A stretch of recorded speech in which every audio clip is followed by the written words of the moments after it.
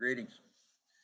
This video that I'm making is basically directed to one person, Mr. Wayne Delcifino. Sorry, sir, if I misspelled your name and title. Never can get Italian names there right. Anyway, I wanted to give you an update on the research that I've committed and have been requesting concerning the 2 deaths in our Angelina County Jail.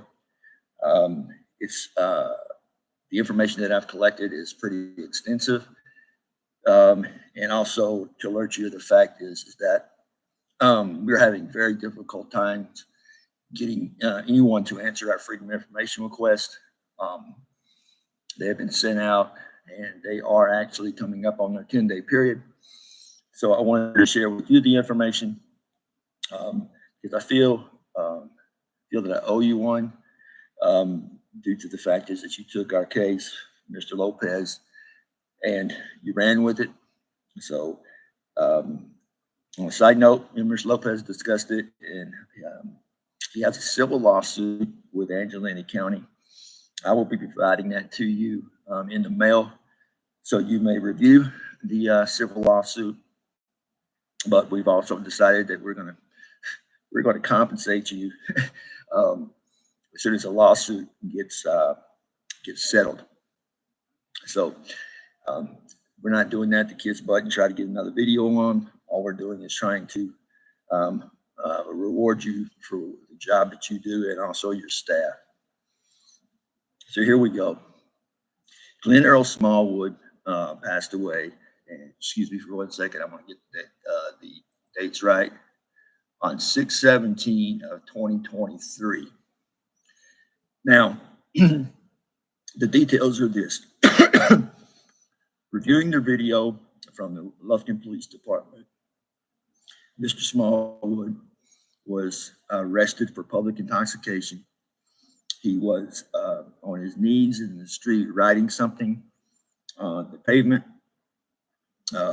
They came out from a call by a resident, and it was apparent at that particular time that Mr. Smallwood was not all there.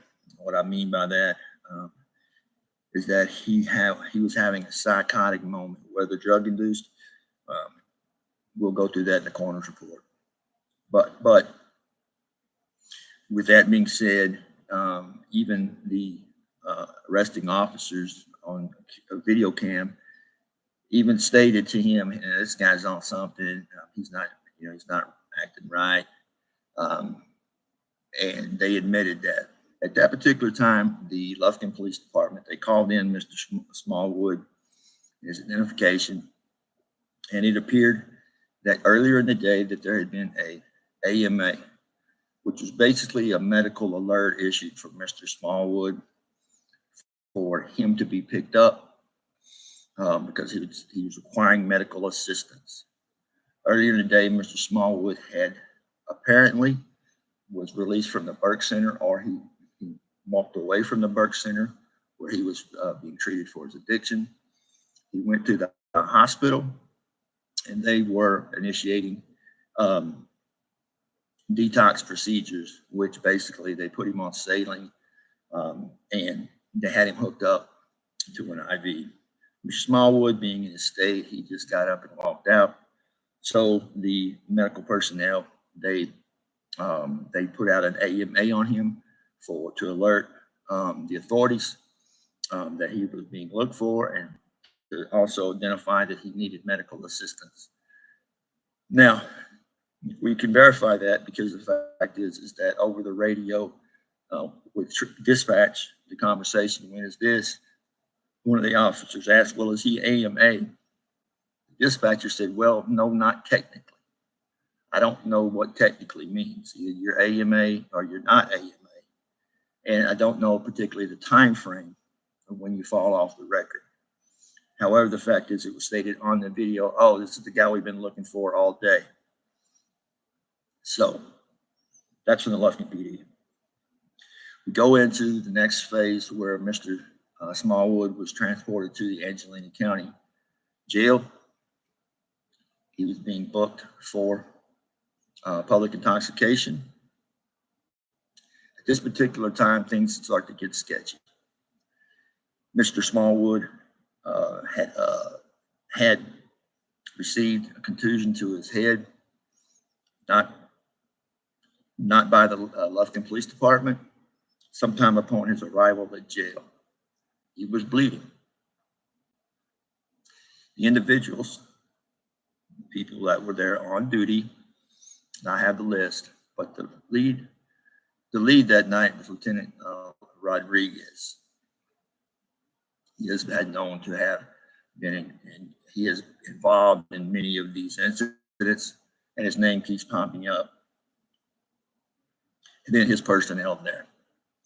They then stated that they put him in detox, and he arrived at 9:52 in the p.m. At 10:36, medical personnel took his blood pressure, checked for his status, and quote, it was high, but it was a normal range of an intoxicated person. I don't know what that means. So, with that in mind, he stayed in detox. This particular time, sometime within the next 10 or 15 minutes, he was placed in restraints. And this was not stated by Sheriff Selman. However, the fact is we can conclude that he was in restraints because of the coroner's report that reports bruises to his arms and to his legs. You guessed it, right there where they would apply the restraints. Now, the coroner's report stated that he had bruising on his chest as well. I can assume that, and I have assumed that that's probably from the CPR being administered, trying to revive him. Now, you being investigative and your people there are really good. Here's the kicker. Mr. Smallwood his time of death was 11:36. So sometime between 10:36 and 11:36, he had an episode. Guards are supposed to check every 10 minutes. They will not release the logbooks to ensure that that's done. Now, at 11:36, Mr. Smallwood passed. We know this because the coroner's report states that he was passed at 11:36. Hold on to your hats, gentlemen. His booking report that I have received stated it was 12:28 when they booked him. So my question is a dumb individual, layman. How do you book a dead man? When asked of this detail, Sheriff Selman says, well, it was a typo. Okay, it's a typo. However, the booking report was handwritten. Could not be a typo. Now, because of this date, on September 1st of last year, HR 30 went into effect. HR 30, the bill passed in Congress and was signed by the governor. It stated that any death inside in custody, including the jail, the videotapes have to be released. However, this incident happened before September the 1st, and their reasoning was, well, quoted the verbiage on there, and it said it's not retroactive. When requested for the copy of the video from Sheriff Selman, he stated that it would be for security reasons and privacy reasons of the inmates, that this video should not be released because they had computer screens, they had things of this nature on videotape that would be vital to national security. Yeah, I don't know. So basically, the Sheriff's Department stated that they can declare something that's top secret and a threat to society, and I don't want to regress. Copies of the coroner's report were received from Judge Cheshire and Dieball. The other information produced was the individuals that were there on duty, including Lieutenant Rodriguez. Pacific Healthcare Partners is our contractor who provides medical care to our detainees. We reached out to Pacific Healthcare Partners for the individuals who were assigned medically to the Angelina County Jail. We didn't receive any answer. We also didn't receive any logbook statements. We received no statements from anyone except from Sheriff Selman, who put out a statement saying the details, and he wasn't even there. My question is this: it's from 11:36 to 12:28. These individuals all had the time to get their story straight before Sheriff Selman got there to take their statements. However, none of these individual statements were recorded. James Hicks, that you have noticed has crossed your path, he was in charge of the investigation from the Texas Rangers. James Hicks' report basically stated word for word what Sheriff Selman stated. On the police report by James Hicks, Sheriff Selman was the only one deposed, was the only person who was asked questions, and they went off on the investigation after that. So basically, Texas Rangers left it up to Angelina County to investigate themselves. Excuse me. So we have a copy of the investigation report from James Hicks, and every individual on his list that they weren't disposed. He didn't question anybody. He didn't question any of the trustees that were in the jail. This incident. A key factor is during this particular time between 11:36 and 12:28, trustees were ordered to clean up the blood in his jail cell. So it wasn't a crime scene anymore. The coroner's report also stated that this was not a drug overdose. It was an accident. I believe that any accident that appears in our county jail is public information. We need to know how this happens so we can prevent it in the future. So we have an investigation done, or said to be done, by James Hicks that was basically just to fill in the blanks, basically based on the statement by Sheriff Selman, who once again wasn't even there, and no one there was questioned. In the duty area where this death occurred, business as usual. Evidence could or could not have been missing, because by the time Hicks got there to the jail, anything could have happened to this crime scene.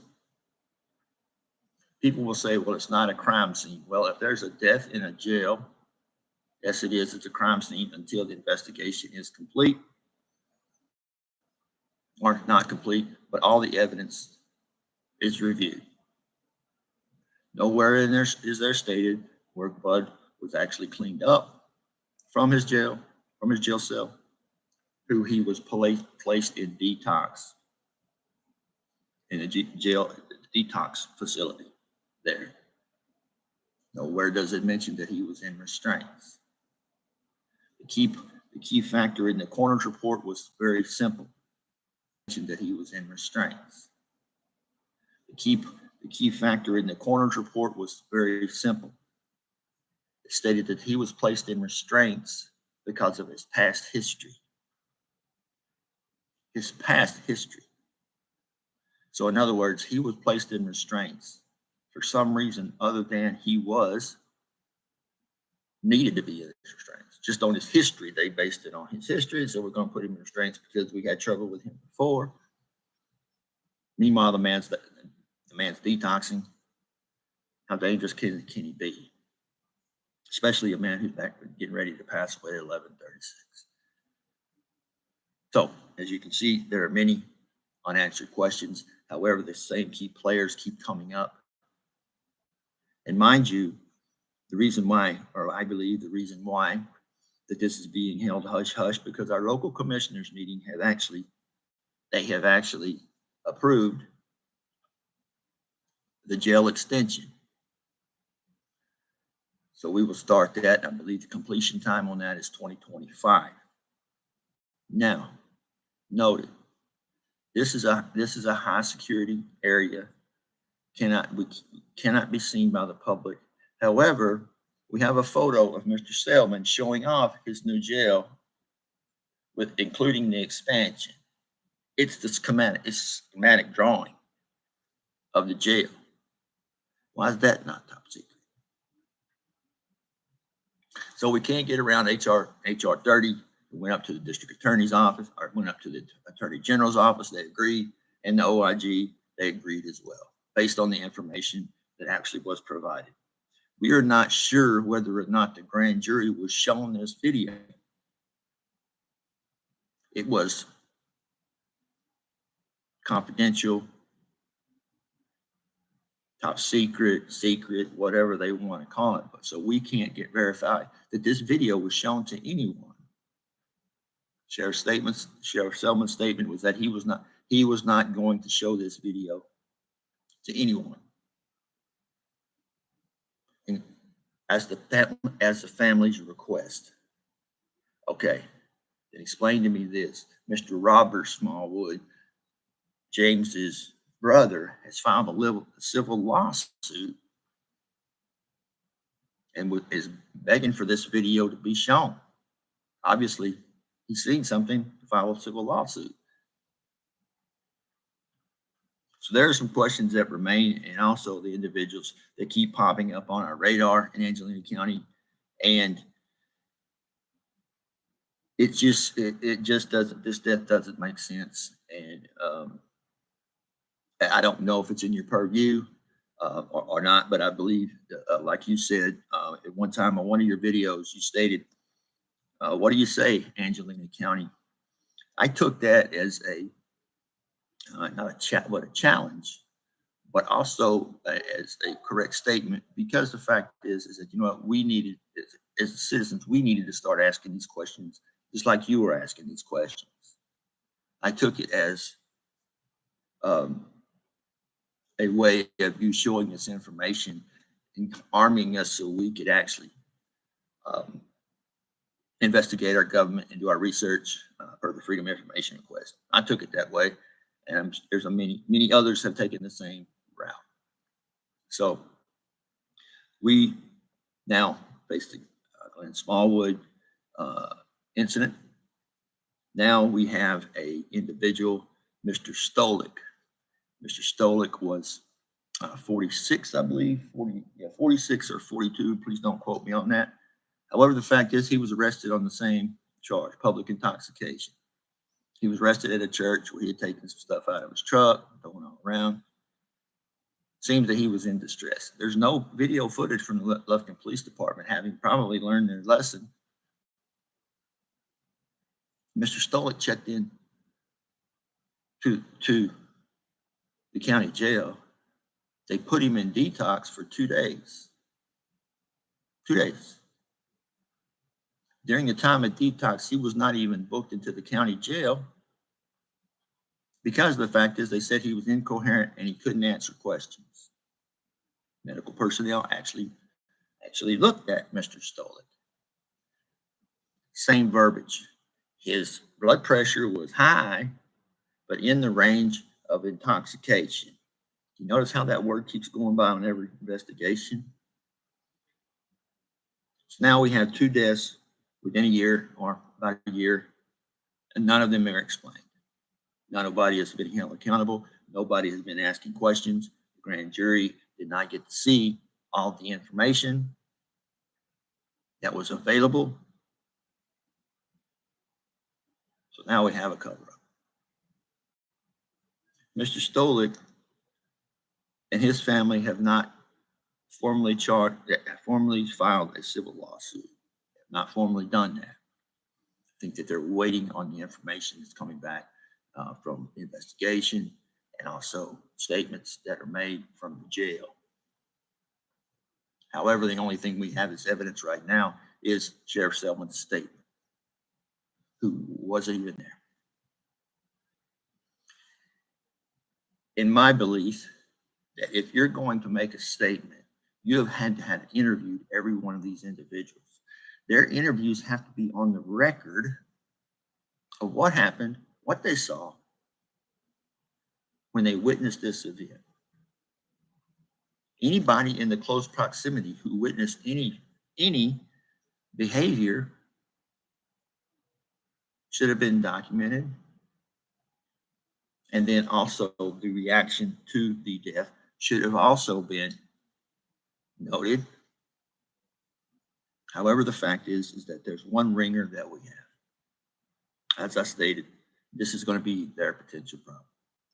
HR 30, it's HB 30.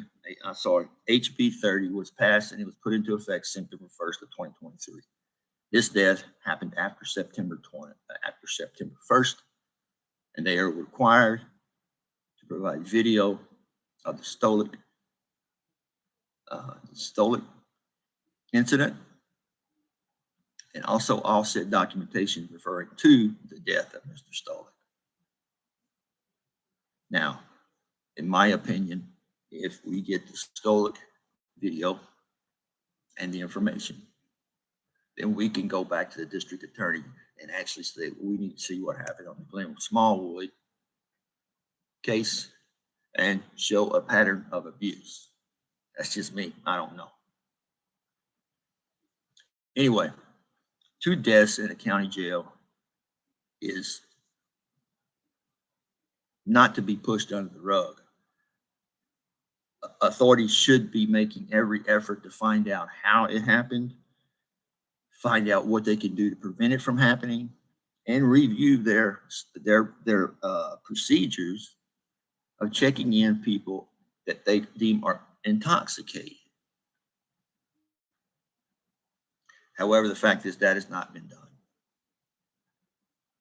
So 1 death, they could probably get away with, and they probably will get away with that for negligence, cruel and unusual punishment. And then you have that amplified with Mr. Stolik and throwing him in detox for 2 days. They state that they suspect cardiac arrest. Now, you know as well as I do, what they're doing is they're actually setting up the story. You get the onus off them, say, well, he died of cardiac arrest. However, the fact still remains he was in a detox cell for 2 days. He died from cardiac arrest. Your conditions in the jail caused this death. That's just me thinking. So this is the information that I have. Like I said, I'm giving you the information not because I want you to go out of your way. I know that you get paid, you get a fee. And I have talked to Tyler, and his lawsuit is proceeding forward. And we're going to take out your fee plus double it to contend with you doing us a favor by covering his case. An update on Mr. Lopez's case is that he has filed a civil lawsuit. He has served 3 individuals, Nick Gardner, Stacy Perdue, and also Sheriff Sanchez, with multiple civil rights violations. And I do want to make one note. When you and I met with Mr. Lopez, or I first met Mr. Lopez and you met Mr. Lopez, when I met him, he had problems spelling words. I mean, he graduated from high school, but he had problems with the legalese, I will say. But I will state to you this, you will be very impressed based on your story.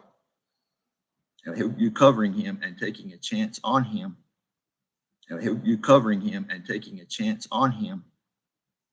Sir, he has prepared all of his legal documents, and you would be astounded how far this individual has come to prepare his own case.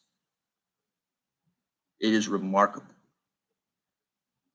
The case is in with the fifth district, and he is preparing his documents, I believe with the help of AI maybe as well. But this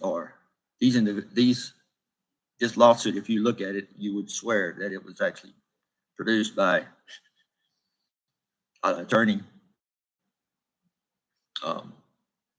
And that is where we stand with that. So if you take any solace for this, the fact is that you did open the eyes of not only Mr. Lopez, but also to this case. You've also opened up the fact is that we do need to question, and there's other people coming forward and moving forward with their cases. And they're coming forward and finding out that our justice system in Angelina County just ain't what it's supposed to be. In other words, the Good Old Boy Network is basically being exposed. The proof of that is the Walker case, where he got $150,000. Also, the fact is that we have other cases that are actually happening to where it's costing us money. I will share this with you. In the Hartman case, Ms. Hartman passed away, and they settled for $476,000 because Ms. Hartman we don't know if she actually had pneumonia before she got into the jail, or if she got it after she got into jail. Ms. Hartman died of pneumonia. She was in a jail cell, and she sent multiple requests to see the doctor. She knew her health was failing. I can't help but believe that the mold that's in Angelina County Jail somehow contributed to her sickness, or also caused her sickness. Anyway, she requested many times to see the doctor, and she was denied by Angelina County officials, the sheriffs, the guards, and their words were, well, she's faking it. They didn't allow her to seek medical care or provide medical care or even let her see a doctor. This, for me, shows a pattern of neglect, cruel and unusual punishment, and it's still continuing to happen in our jail system today. Your video on Nacogdoches, your videos have struck a nerve with many people in Angelina County. We are doing all we can, and you understand also, to stand up to these individuals. But it's a stretch, but we're just putting freedom of information we can. In closing, I'll say this, that if you have taught me one thing, it's that these investigations are like a puzzle. And once you get one piece of the puzzle, then you put that piece of puzzle there. And then you start to link up the puzzle, and it starts to make sense. I believe that these decisions, these investigations are being swept under the rug because it'll affect the expansion of their jail of 250 beds. My question is this: if you can't keep and monitor and obey the civil rights of 250 prisoners, how in the hell are you going to do it to another 250? We have 500 inmates in there, and how are you going to take care of them per our Constitution? As I'm sure that you have you're well aware that here's the situation. We're being treated as guilty before proven innocent. It's not the way it works. We're innocent till proven guilty. Keep in mind, none of these individuals had a hearing yet. These individuals were waiting in detox. These two individuals didn't even have a chance to make bail because they were sick. And they never got an opportunity to go to see the hospital, to see the medical personnel. So I'm gonna keep striving. Please let me know if I'm overstepping my bounds and providing you information that you don't need. I just thought that with your history of Angelina County, I will tell you this information because based on your videos, you start to notice a trend here. And I believe both of us will agree this is getting bigger, and this is getting bigger and worse by the minute or by the day. So thank you, sir. Mr. Lopez says hi, says thank you. We are keeping you in our prayers and your staff. Like I said, we are going to, by hook or crook, we are going to get money that we owe you, and we are going to move forward with the investigations that we have, and we are providing you that information just because the fact is we think you should know. You did us a favor by coming down to Angelina County and exposing the corruption that was actually going on now. And I don't want you to think that that was in vain, because there are individuals who are standing up, starting to ask questions. That, sir, is something you should be proud of, because it continues on. Thank you, sir. Thank you, sir. I will speak to you soon. If you get a chance, side note, if you get a chance, say hello to Emma for me. Thank you for her, and I hope that she's doing well, and let her know that she's in our prayers. Thank you, Mr. Delcifino. This video will be directed to you, and you can comment whatever you want to do, but I'm getting the information out to you, sir. Thank you, sir, for your help, and please continue your work, because people pay attention. Sometimes that's all it takes, sir. I'm out.